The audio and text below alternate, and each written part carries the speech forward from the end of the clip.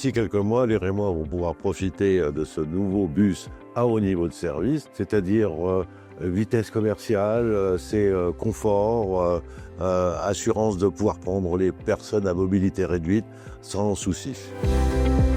Il fera 18 mètres de long. Il va pouvoir accueillir 142 personnes, 35 assis et la différence debout.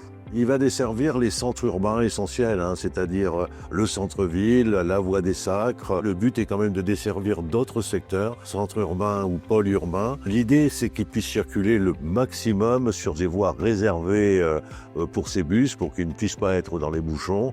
Et il circulera de 5h à 23h30 pour desservir à peu près tous les 7 à 8 minutes les arrêts qui auront été définis. Pour la première fois, les néobus vont être électriques. Voilà, il va y en avoir 20 et l'avantage, c'est moins de CO2, c'est moins de bruit, c'est une facilité de conduite aussi pour les conducteurs. On avait sélectionné 5 constructeurs à qui on a envoyé un cahier des charges précis. C'est Iveco Bus qui a été choisi. L'usine d'Annonay, en fait, c'est un site historique de construction de carrébus, un site centenaire, et c'est un site sur lequel on fabrique en fait les véhicules de A jusqu'à Z. C'est un site français qui nous permet de produire des véhicules qu'on appelle Origine France Garantie. La conception de A à Z en France nous permet de répondre à tous les besoins de personnalisation de chacun des clients. Il n'y a aucun véhicule qui se ressemble. Chaque client a sa personnalisation. Sur ce bus, toute la partie design a été quand même bien travaillée. Sur la partie extérieure, nous avons travaillé sur une nouvelle prise de charge à l'arrière gauche du véhicule. Nous avons travaillé également sur la partie cacheroue qui donne un aspect tramway à notre véhicule. De par ces arrondis à l'avant, on est plus dans le thème du tramway que dans le thème d'un bus classique. Et puis ensuite, l'habillage, on voulait que ça rappelle l'identité de Reims.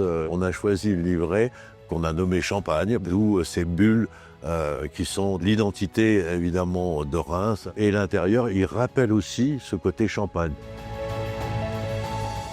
En termes de luminosité, on a repris toute l'ambiance intérieure, qui est normalement d'un ton gris, et là on est passé à un ton très clair. On souhaitait que ce soit le plus clair possible, que les gens puissent voir lorsqu'ils traversent quelque part, avec un soufflet transparent, et la luminosité, ça apporte quand même du moral. Sur le plafond, évidemment, il va y avoir le plan de la ville de Reims, qui est quand même assez exceptionnel, c'est-à-dire que les gens pourront se pencher pour voir où ils sont en ce moment, puisqu'il sera imprimé sur le plafond de ces bus-là. Notre volonté était que ce BHNS soit aussi ce qu'on appelle un bus inclusif. Donc, qui permettent aux personnes handicapées ou à mobilité réduite de pouvoir profiter de ces bus sur ces lignes-là. Ils sont tous une palette qui permet à ce que les fauteuils puissent descendre ou monter sans souci. Les portes, c'est des portes métro, c'est-à-dire qu'elles ne rentrent pas à l'intérieur du bus et ne gênent pas le fauteuil qui voudrait soit y monter, soit y descendre. Ils ont ensuite des endroits qui leur sont réservés et qui sont marqués différemment avec des boutons qui leur permettent de prévenir le chauffeur lorsqu'ils veulent descendre à un arrêt pour pouvoir le faire. Vraiment, il y a un confort qui est vraiment exceptionnel. En matière de sécurité, les véhicules qui vont être dédiés aux 2 lignes de BHNS vont apporter des performances supplémentaires.